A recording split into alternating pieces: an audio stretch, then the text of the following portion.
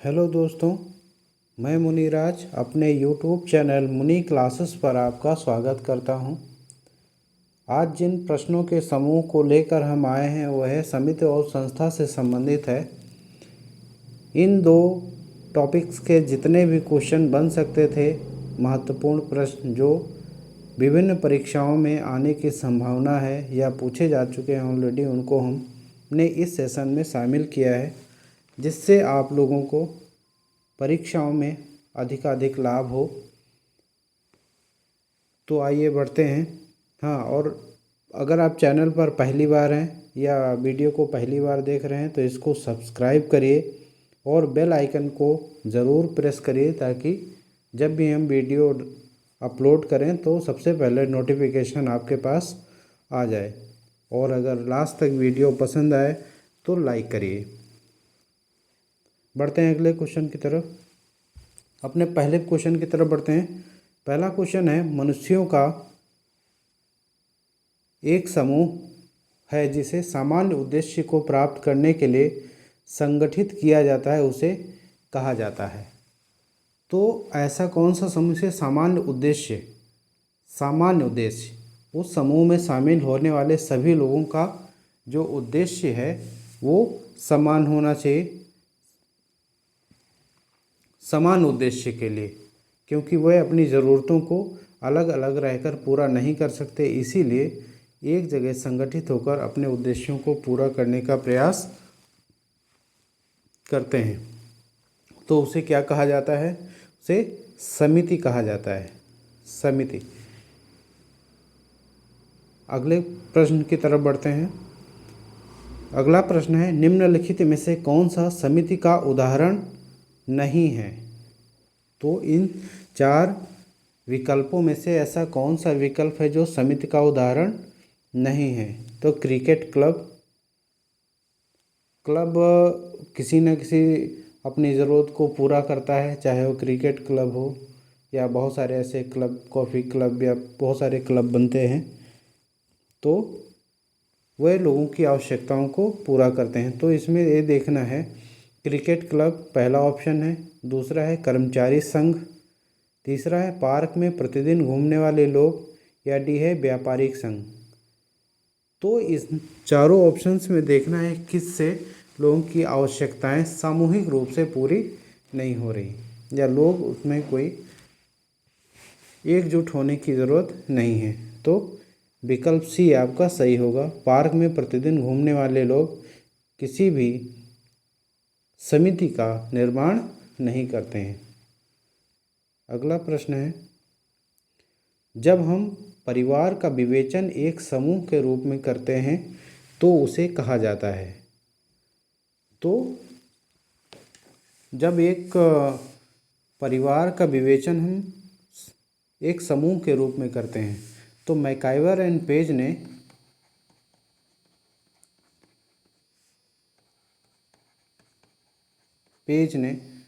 ये कहा है कि परिवार, समिति व संस्था दोनों है।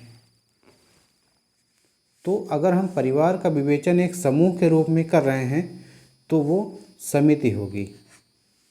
तो क्या होगी? समिति होगी। लेकिन अगर परिवार की कार्यप्रणाली के रूप में हम परिवार को देख रहे हैं तो वो एक संस्था होगी। इसलिए परिवार, संस्था व समिति दोनों हैं। किसके अनुसार? मैकाइवर व पेज के अनुसार। अगले क्वेश्चन की तरफ बढ़ते हैं। निम्नलिखित में से कौन सा वक्तव्य सही है? ए ऑप्शन है, हम संस्थाओं के सदस्य हैं। बी ऑप्शन, हम समितियों के सदस्य हैं। सी ऑप्शन, हम रूढ़ियों के सदस्य हैं। डी ऑप्शन, हम प्रथाओं के सदस्य हैं। तो आप देख रहे हैं कि न हम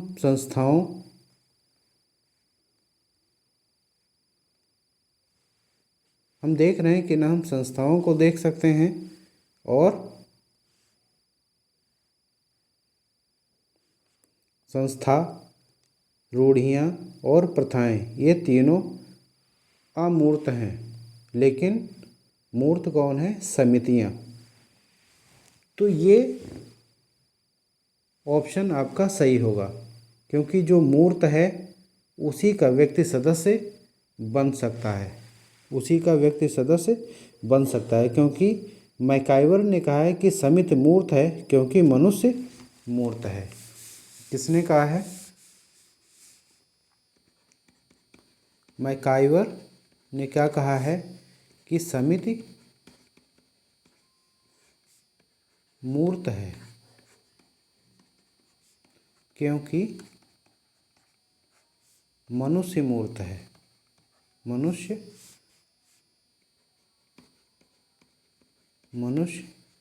मूर्त है। ठीक है। कहने का मतलब मैकाइवर ने समिति को मूर्त माना है क्योंकि मनुष्य मूर्त है। तो जो मूर्त होगी हम उसी का तो सदस्य बन पाएंगे।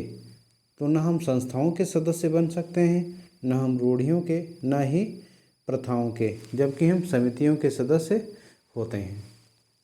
तो ये आपका बी ऑप्शन सही होगा। अगले प्रश्न की तरफ बढ़ते हैं। प्रश्न है, निम्नलिखित में से किस विशेषता का संबंध समिति से है? अब समिति का संबंध किस विशेषता से है? पहला ऑप्शन है सामान्य उद्देश्य, बी ऑप्शन है स्वतः विकास, सी ऑप्शन है विशिष्ट उद्देश्य और विकल्प डी है अनिवार्य उद्देश्य। तो आप जानते हैं कि समिति विशिष्ट उद्देश्यों के लिए निर्मित की जाती है। तो इसका विकल्प सी सही होगा। अगला प्रश्न है, निम्नलिखित में से कौन सा एक समिति की विशेषता नहीं है? विकल्प ए, इसका एक उद्देश्य होता है, ये तो विशेषता है। औपचारिक नियम होते हैं, सहयोग होता है और अस्थायी प्रकृति होती है। ये जो तीन ऑप्शन हैं ये समिति की विशेषताएं हैं, जबकि अस्थायी प्रकृति समिति की विशेषता नहीं है, क्योंकि समितियां अस्थायी होती हैं। आप जानते हैं कि समिति का निर्माण आवश्यकताओं की पूर्ति के लिए किया जाता है और जैसे ही उस आवश्यकता की पूर्ति हो जाती है समिति खत्म हो जाती है। इसलिए इसकी जो प्रकृति है वो अस्थायी प्रकृति की नहीं है। समिति का नेचर जो अस्थायी नहीं है, इसीलिए समिति को अस्थायी माना गया है। तो इसका विकल्प डी सही होगा। अगला क्वेश्चन है, निम्न में से कौन समिति नहीं है? विकल्प ए कॉलेज, विकल्प बी गांव, सी राजनीतिक दल, डी समाज सुधार संगठन। तो ये कौन सा समिति नहीं है इसमें? गांव, राजनीतिक दल या समाज सुधार संगठन। तो इसमें विकल्प बी सही होगा। गांव कोई समिति नहीं है बल्कि समुदाय है। अगले प्रश्न की तरफ बढ़ते हैं।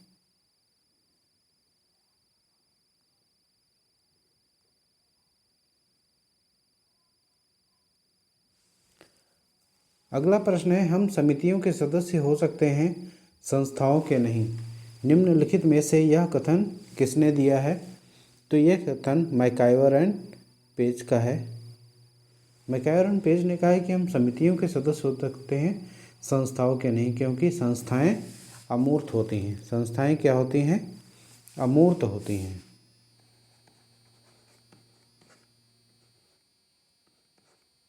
अमूर्त होती हैं, जबकि समितियां क्या होती हैं? मूर्त होती हैं।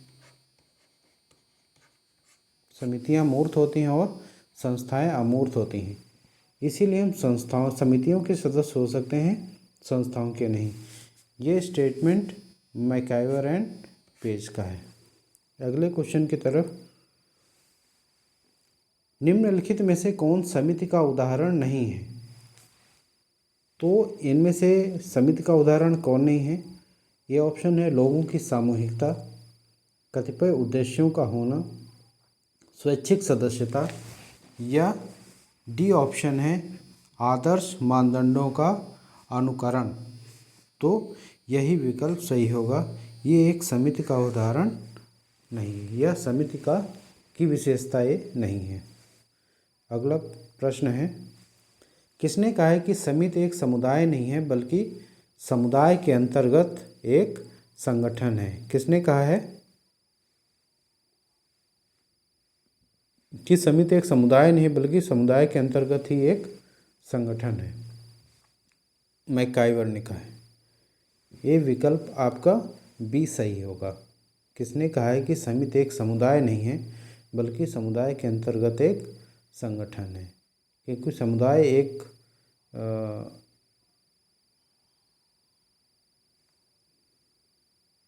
बड़ी अवधारणा है, इसलिए एक समुदाय में कई समितियां हो सकती हैं। तो इसीलिए मैकाइवर ने कहा है कि समिति एक समुदाय नहीं बल्कि समुदाय के अंतर्गत एक संगठन है। अगला क्वेश्चन, निम्नलिखित में से कौन सा एक कथन सही है? ये ऑप्शन, हम संस्थाओं के सदस्य होते हैं, समितियों के नहीं। बी ऑप्शन, संस्थाएं साकार होती हैं। सी ऑप्शन, हम समितियों के सदस्य होते हैं, संस्थाओं के नहीं। डी ऑप्शन है, संस्थाओं की प्रकृति अस्थायी होती है। तो इसमें विकल्प सी सही होगा, जिसमें कहा गया है कि संस्थाएं, हम समितियों के सदस्य होते हैं, संस्थाओं के नहीं। ये कई बार रिपीट हो चुका है क्वेश्चन। अगला क्वेश्चन है, आधुनिक औद्योगिक समाज के लिए समिति शब्द का इस्तेमाल किसके द्वारा किया गया है? आधुनिक औद्योगिक समाज के लिए समिति शब्द का प्रयोग किसने किया है, जिसमें औपचारिक संबंधों की प्रधानता रहती है? तो एफ टॉनीज ने औद्योगिक समाज के लिए समिति शब्द का इस्तेमाल किया है। अगला प्रश्न है, समुदाय के लिए गेमिनसाफ्ट तथा समिति के लिए गैसेलसाफ्ट शब्दों का प्रयोग किसके द्वारा किया गया? समुदाय के लिए गैसेलसाफ्ट व समिति के लिए जैसेलसाफ्ट शब्द का प्रयोग किसके द्वारा किया गया? समुदाय में चूँकि अनौपचारिक संबंध पाए जाते हैं, इसीलिए टॉनीज ने टॉनीज ने समुदाय के लिए गेमिनसाफ्ट शब्द का इस्तेमाल किया, जबकि समिति के लिए गैसेलसाफ्ट। इसमें औपचारिक संबंधों की प्रधानता रहती है, जबकि समुदाय में अनौपचारिक संबंधों की प्रधानता रहती है।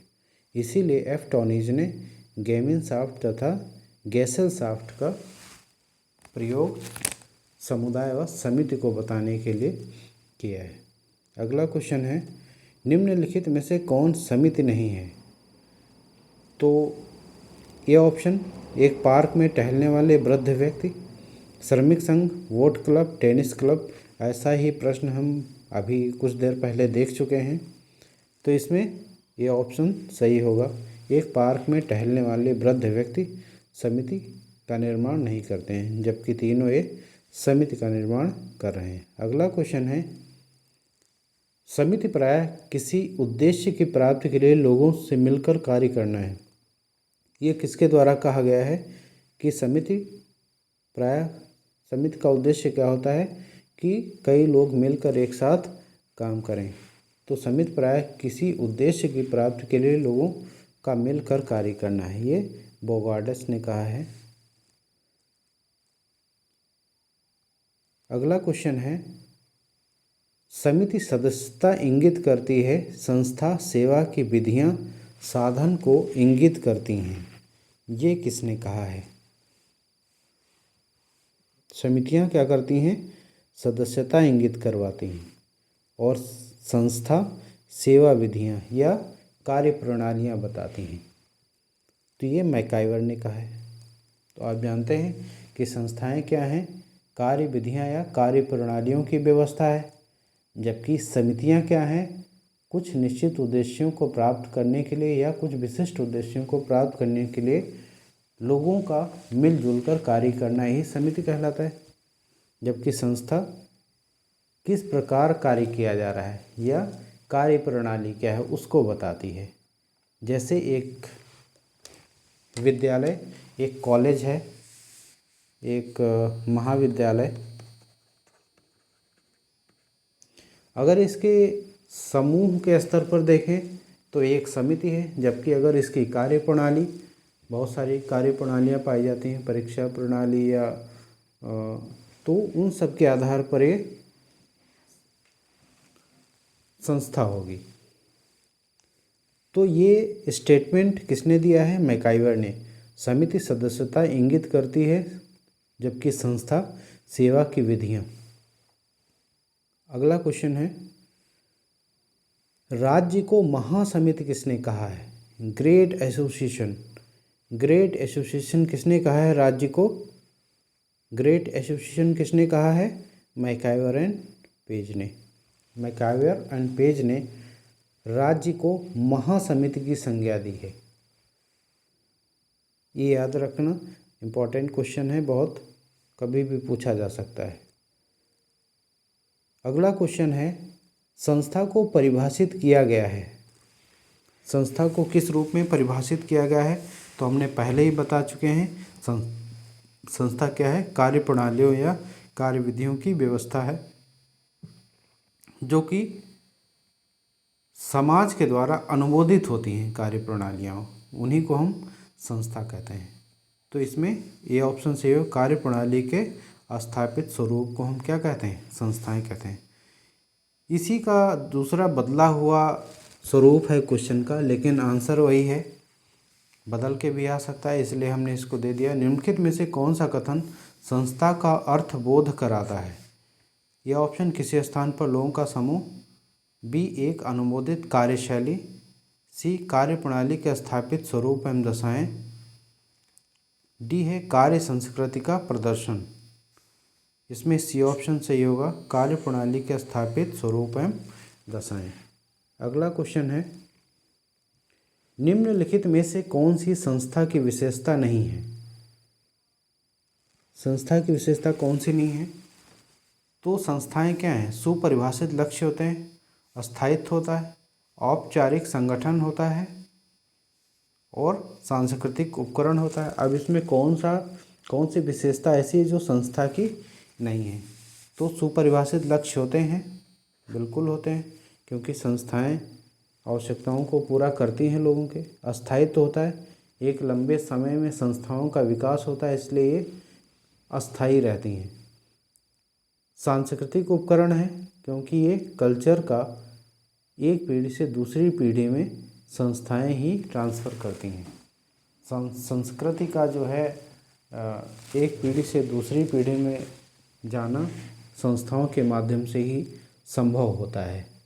तो इसका विकल्प सी जो औपचारिक संगठन है ये सही नहीं होगा। ये संस्था की विशेषता नहीं है, जबकि ये समिति की विशेषता है, एक औपचारिक संगठन होता है। तो ये संस्था की विशेषता नहीं, तो ये इसका विकल्प सी सही होगा। अगला क्वेश्चन है, निम्नलिखित में से कौन संस्था का प्रकार्य नहीं है? संस्था का प्रकार्य कौन नहीं है? व्यवहारों पर नियंत्रण,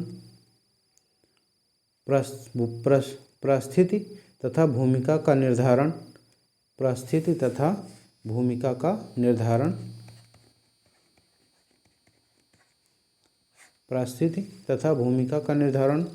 सी है व्यक्तिगत हित पूर्ति में सहायक, डी है सामाजिक एकरूपता में सहायक। तो संस्थाएं व्यक्तिगत हित पूर्ति का साधन नहीं है या सहायक नहीं है, ये सामूहिक हितों को पूरा करती हैं। अगला है, सामाजिक संस्था का समुचित उदाहरण निम्नलिखित में से कौन सा है? समुचित उदाहरण निम्नलिखित में से कौन सा है? बाजार, मजदूर संघ, राजनीतिक दल, गैर सरकारी संगठन।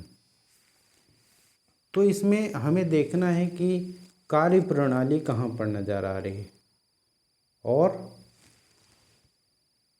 मजदूर संघ, तो इसमें तो कुछ सोचना ही नहीं इस विकल्प में, तो समिति का ही उदाहरण है। राजनीतिक दल, ये भी, और एनजीओ, ये जो तीन हैं ये समिति का उदाहरण है, जबकि बाजार और उसकी कार्यप्रणाली संस्था का उदाहरण है। तो सामाजिक संस्था का समुचित उदाहरण निम्नलिखित में से कौन सा है? बाजार सही होगा, बाजार। अगला क्वेश्चन है, निम्न में से कौन एक संस्था है? संस्था कौन सी है? राज्य है, प्रधानाचार्य है, निरीक्षक है या सरकार है?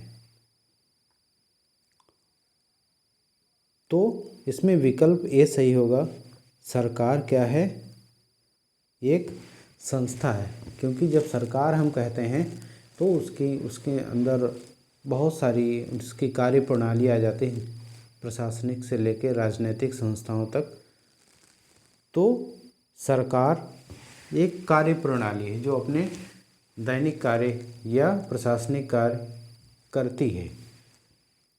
राज्य, प्रधानाचार्य, निरीक्षक ये सब संस्थाएं नहीं हैं, जबकि सरकार एक संस्था का उदाहरण है। अगला क्वेश्चन, धर्म, विवाह, परिवार, जाति आदि उदाहरण है। आदि किसके उदाहरण हैं? धर्म को ले लीजिए, विवाह धर्म है, विवाह है, परिवार है, जाति है, आदि ये सारे जो एग्जाम्पल हैं वो सामाजिक संस्थाओं के उदाहरण हैं। ये सारी सामाजिक संस्थाएं हैं। अगला क्वेश्चन है, निम्नलिखित में से सही वाक्य का चयन कीजिए। समिति एक साधन है, साध्य नहीं। समिति का विकास स्वतः होता है। सी ऑप्शन है, समिति व्यक्तियों का एक मूर्त संगठन है। डी ऑप्शन है, समिति नियमों व कार्यप्रणालियों की व्यवस्था है। तो ये तो आप जान गए हो कि नियमों कार्यप्रणालियों की व्यवस्था कौन है? संस्था है। समिति व्यक्तियों का एक मूर्त संगठन है।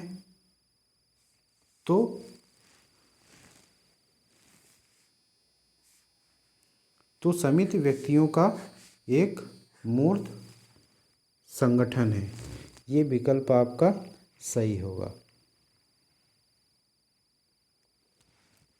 क्योंकि इसमें दो विकल्प, ए भी विकल्प सही है और ये विकल्प। समिति एक साधन है, साध्य नहीं। समिति का हमेशा एक साधन के रूप में प्रयोग किया जाता है कि हमें किन उद्देश्यों को प्राप्त करना है, किन लक्ष्यों को प्राप्त करना है। लक्ष्य ही क्या होते हैं? लक्ष्य साध्य होते हैं। जो लक्ष्य होते हैं वही क्या होते हैं? साध्य होते हैं। तो समिति उन लक्ष्यों को प्राप्त करने का साधन है और समिति व्यक्तियों का एक मूर्त संगठन है। ये भी काफ़ी हद तक सही। तो इसमें विकल्प दो सही हो जाएंगे।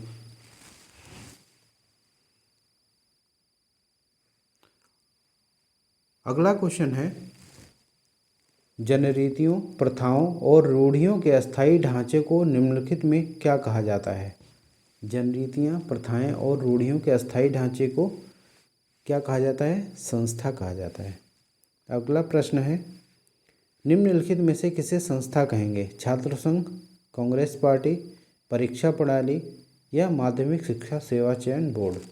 तो इसमें कार्य प्रणालियों की व्यवस्था कहाँ पर पाई जा रही है? परीक्षा प्रणाली में। परीक्षा एक प्रणाली या कार्यविधि है। परीक्षा कैसे ली जा रही है, ठीक है? तो उन सब की तो परीक्षा प्रणाली आपका सही आंसर होगा। अगला क्वेश्चन है, कौन सा शब्द सदस्यता को व्यक्त नहीं करता है? तो हम किसकी सदस्यता इसमें से नहीं ले सकते हैं? संस्था का सदस्य हम नहीं हो सकते हैं, क्योंकि संस्था एक अमूर्त है, जबकि और सारे विकल्प मूर्तता की ओर इंगित करते हैं। समुदाय, समिति और सामाजिक समूह ये सब मूर्तता को इंगित करते हैं, जो दिखाई देते हैं, जबकि संस्था हमें दिखाई नहीं देती है। तो इसलिए हम इसका सदस्य नहीं बन सकते हैं। अगला क्वेश्चन है, बिना संस्थाओं के समाज रूपी भवन ढह जाएगा। बिना संस्थाओं के समाज रूपी भवन ढह जाएगा, ये किसने कहा है? ये स्टेटमेंट किसका है?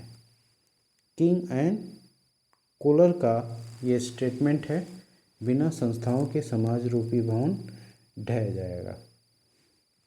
किंग एंड कोलर। अगला क्वेश्चन है, समनर ने किस पुस्तक में संस्था के उद्विकास को स्पष्ट किया है? संस्था का निर्माण कैसे होता है या उसके संस्था कैसे धीरे धीरे एक चरण से दूसरे चरण में जाते हुए संस्था का रूप लेती है? तो अपनी पुस्तक फोकवेज में, जो 1906 में प्रकाशित हुई थी, उसमें इन्होंने संस्था के उद्विकास को स्पष्ट किया है। किसने? समनर ने। समनर ने संस्था के उद्विकास को 1906 में उनकी प्रकाशित फोकवेज पुस्तक थी उसमें स्पष्ट किया।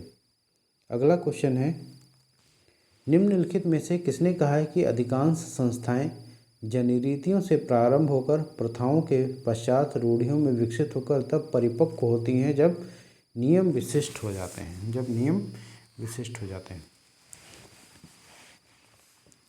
ये किसने कहा है? समनर का स्टेटमेंट है, जिन्होंने संस्थाओं के उद्विकास के चरण में इन्होंने ये स्टेटमेंट कहा है अपनी पुस्तक फोकवेज में। अगला प्रश्न है, किसने संस्था को सांस्कृतिक व्यवस्था की एक इकाई माना है? किसने संस्था को सांस्कृतिक व्यवस्था की एक इकाई माना है? तो किसने माना है? गिलिन व गिलिन ने सांस्कृतिक व्यवस्था की एक इकाई संस्था को माना है। गिलिन एम गिलिन। अगला क्वेश्चन है, संस्था शब्द का सर्वप्रथम प्रयोग किस विचारक के द्वारा किया गया था? तो संस्था शब्द का प्रयोग सर्वप्रथम प्रयोग किस विचारक के द्वारा किया गया? हर्बर्ट स्पेंसर के द्वारा किया गया था। इनकी एक पुस्तक है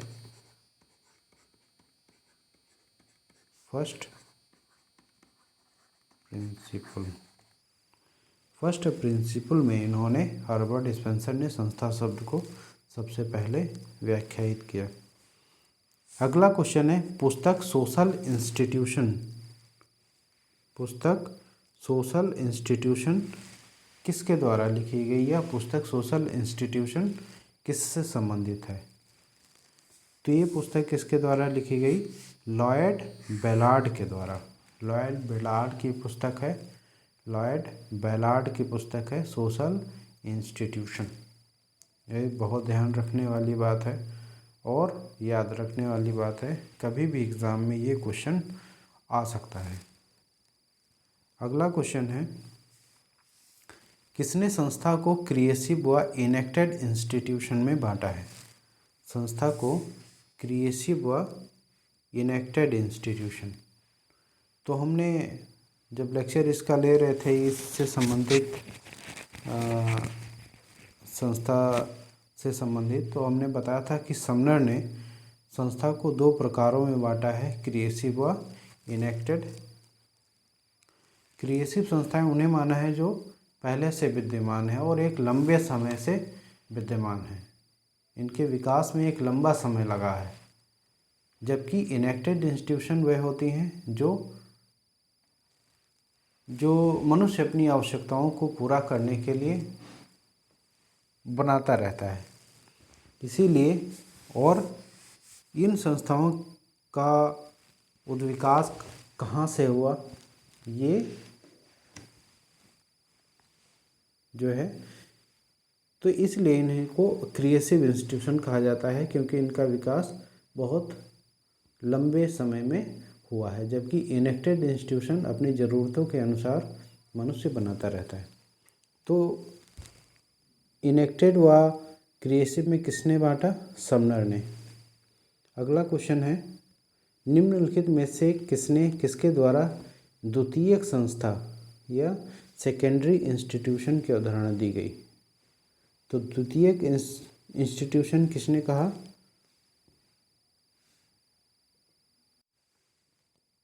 पार्सन्स के द्वारा द्वितीयक इंस्टीट्यूशन की अवधारणा दी गई।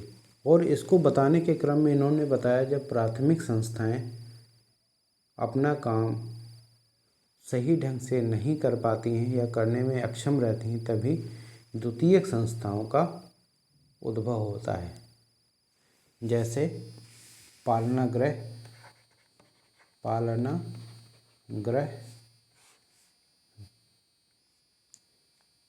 वेश्यावृत्ति। तो ये सारी चीज़ें कब डेवलप होती हैं, कब विकास होता है इनका? जब प्राथमिक संस्थाएं कहीं ना कहीं फेल दिखाई देती हैं। अगला क्वेश्चन है, किस विचारक ने संस्था को रीति रिवाजों का गुच्छा कहा है? संस्था एक रीति रिवाजों का गुच्छा है। ये हैमिल्टन ने कहा है। किसने?